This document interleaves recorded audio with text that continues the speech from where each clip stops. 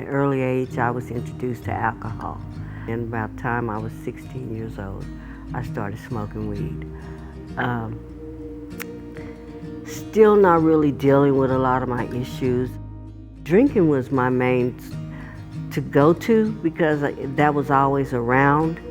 I think that in hindsight, my coping mechanism was always to drink, but I also used drugs as a recreational thing because it was like everybody was doing it, you know.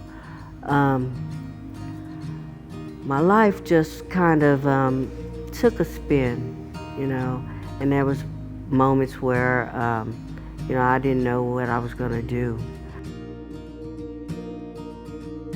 I finally got married and I left Oklahoma City and moved to California, Pasadena, California, where my ex-husband, he was going to pastor his grandfather's church. I stayed there in a marriage that was, in the beginning, a good marriage.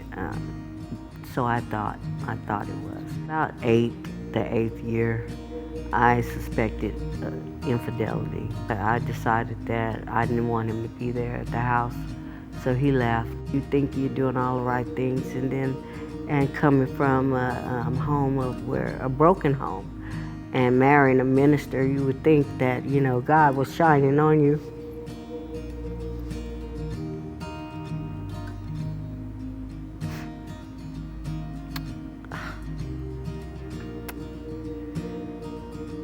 But I felt like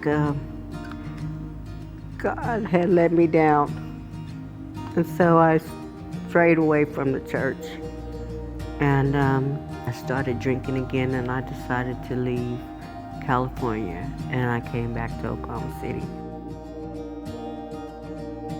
Finally, I just got to a point where I felt like I wanted to die. And my health was failing. I had got to a point where I wasn't eating like I should, and staying with different people, and you know, finding myself just in a lot of bad predicaments with a lot of shady people, you know, stealing from me, taking from me, take my money, put me out, you know, things like that, not having anything to call my own, so to speak.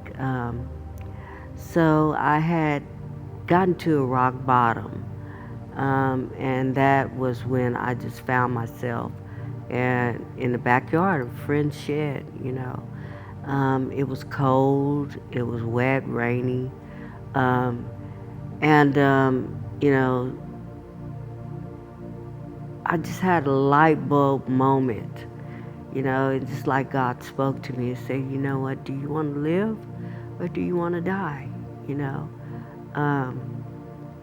Because of, you know, what you're doing right now, you're killing yourself. I had a friend that I talked to her, the person I was staying with back there. I asked her to take me to detox. I tried many different things, from going to detox and you know, even trying to go through recovery program after recovery program. I did that until I just made a conscious decision to give John 3:16 a chance. I remember the first day that I met Rochelle was on the back porch during a women's fellowship night. She had been there just a couple of days, and immediately recognized her as somebody that was new to the program, and just had a wonderful conversation getting to know her and her story, and felt that immediate connection with her. And after a couple of months of coming out and having that consistent contact with her, she asked if I'd come alongside her and walk with her through her journey here. There was some hesitation in my heart, lack of prepared, like, am I the right person? I am not skilled or able. I'm not a pastor. I haven't done this before, but felt like that was something I should say yes to. And I did, and it was a wonderful experience.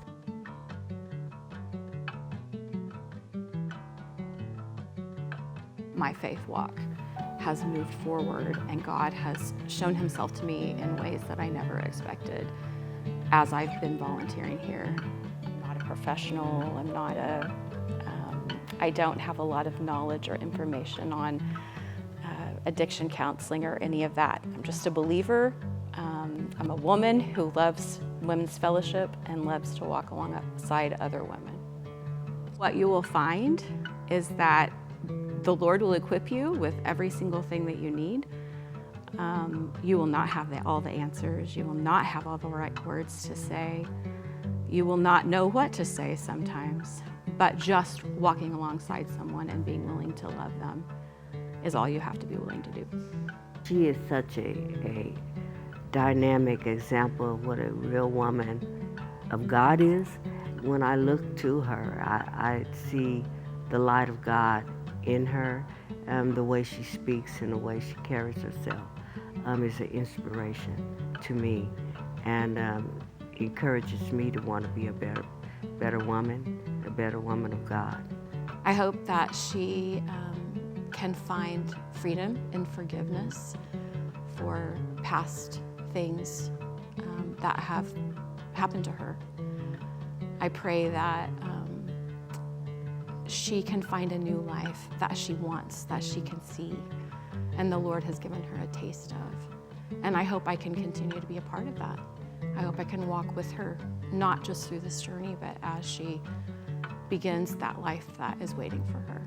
It really changed my life, spiritually, mentally.